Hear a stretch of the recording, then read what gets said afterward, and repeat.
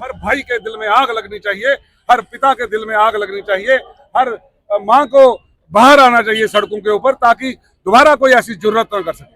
Sir, statehood वापस देने का वादा जो है इलेक्शन होने से पहले ही जो किया गया था, लेकिन इलेक्शन भी हो गए, सरकारें भी बन गई, सब अपने अपने घरों में मस्त है, लेकिन जो युवा है, देश का बेरोजगार, जो आम लोग हैं, वो पिस रहे हैं। और स्टेटहुड की जो बात की जाए तो स्टेटहुड है ही नहीं है कहीं।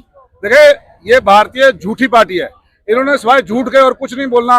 पार्लियामेंट में बोला इन्होंने वे हम देंगे आपको स्टेट का दर्जा दे देंगे, इन्होंने लाल किले से बोला प्रधानमंत्री जी ने स्टेट का दर्जा वापस देंगे, फिर कहते हालात नॉर्मल हो, फिर कहते कि जी आपके इलेक्शन होने दो, फिर कहते सरकार बनने दो। अब सब कुछ हो गया, अब भी नहीं अनाउंस कर रहे, जाने क्या इनके दिल में है।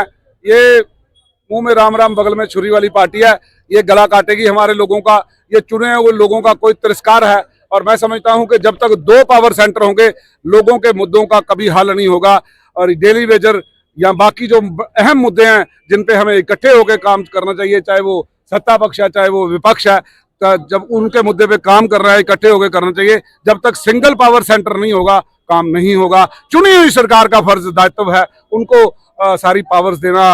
जो आज के पावर शेयर कर रहे हैं, उनका बीजेपी को चाहिए कि वो स्टेटहुड का संपूर्ण दर्जा वापस दे और एक सिंगल पावर सेंटर रखे, और जैसे बाकी इलाकों में गवर्नर होता है रियासतों में, वैसे हमारा गवर्नर हो और एक्सेसिव पावर्स के साथ ना हो, ताकि हम अपने लोगों के जो है मुद्दे हल कर सके। सर, पिछले आने वाले देखा गया कि मणिपुर और बांग्लादेश में ना होम मिनिस्टर ना प्रधानमंत्री ने कोई भी बात आज तक नहीं, मुंह से एक लफ्ज तक नहीं निकला। क्या कारण समझते हैं?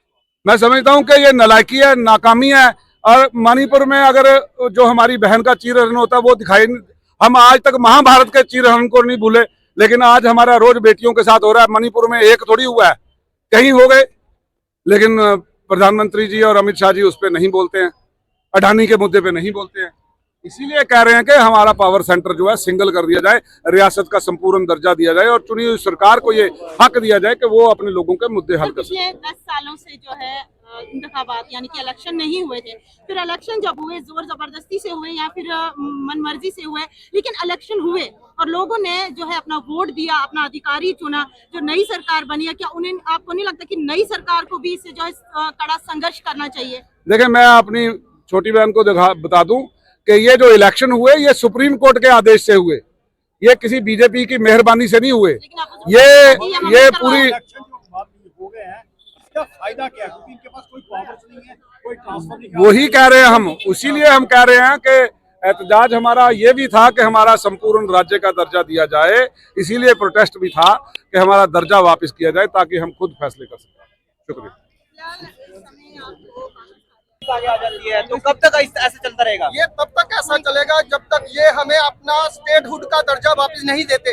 इन्होंने हमें कठपुतली बना के रखा है जम्मू को। सारा जितना भी बेरोजगारी का मामला है सारा जम्मू को दे दिया है। कारोबार हमसे छीन लिए गए हैं, छोटे बिजनेसमैन दर-बदर हो गए हैं, काम कोई है नहीं। इन्हों को सिर्फ बड़े बंदों को बड़ा बनाने की, अडानी को और ऊपर के लेके जाने की इनकी जो मंशा है वो हम कामयाब नहीं होने देंगे। और जम्मू कश्मीर वासी सभी से मैं अनुरोध करता हूं कि एकजुट हो जाओ और ये जो बीजेपी का जो चल रहा है, जो चोर बाजारी है इनको बंद करो और जम्मू कश्मीर को पहले जैसा खुशहाल बनाओ। ऐसा गुलदस्ता बनाओ जहां पे हर किस्म का फूल हो, हिंदू मुस्लिम सिख ईसाई आपस में है भाई भाई।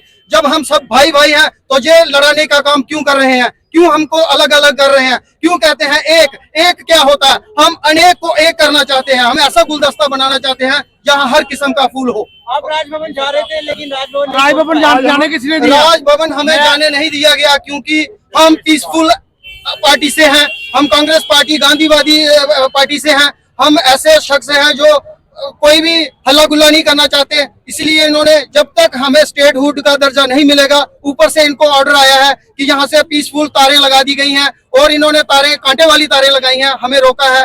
और हम जैसे ही हमारे प्रधान जी का निर्देश आएगा हम उसी हिसाब से आगे चलेंगे और हम यही कहना चाहेंगे कि जम्मू को खुशहाल होने दो।